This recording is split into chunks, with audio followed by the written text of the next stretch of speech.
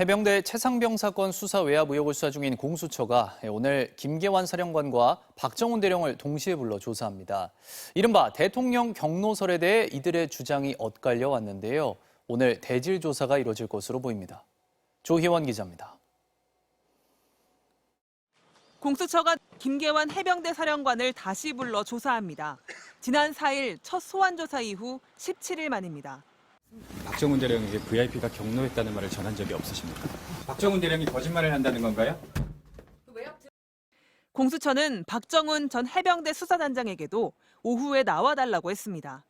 김계환 사령관과 박정훈 대령, 대통령 경로설의 양 당사자를 같은 날 부른 겁니다. 공수처는 대질 신문을 위해 두 사람의 출석 날짜를 맞춰온 것으로 알려졌습니다. 지금이라도 해병대 사령관으로서 명예로운 선택을 하시기를 바라겠습니다. 두 사람의 진술은 엇갈립니다. 지난해 7월 31일 오후 2시로 잡혀있던 수사 결과 언론 발표가 2시간 전에 갑자기 취소됩니다.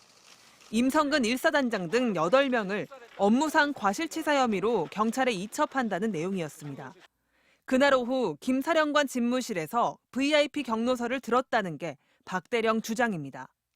대통령 주재 오전 회의에서 윤석열 대통령이 이런 일로 사단장까지 처벌하면 누가 사단장을 하겠느냐며 크게 화를 냈다더라고 김 사령관이 말했다는 겁니다. 박 대령은 집무실을 나와 부하들에게도 이 사실을 알렸다고 했습니다.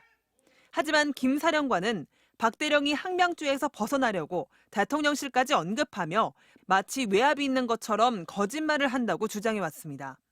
반면 박 대령 측은 있지도 않은 대통령 수사 개입을 지어낼 이유도 없고 이렇게 지어낸 거짓말을 부하들에게 할 이유도 없다고 반박해왔습니다. 대질 조사는 공수처 3층 영상녹화 조사실에서 이뤄질 것으로 보입니다. 대통령 경로설의 진실이 드러날지 최상병 수사 외압 의혹 사건의 중대한 분수령이 될 전망입니다. MBC 뉴스 조희원입니다.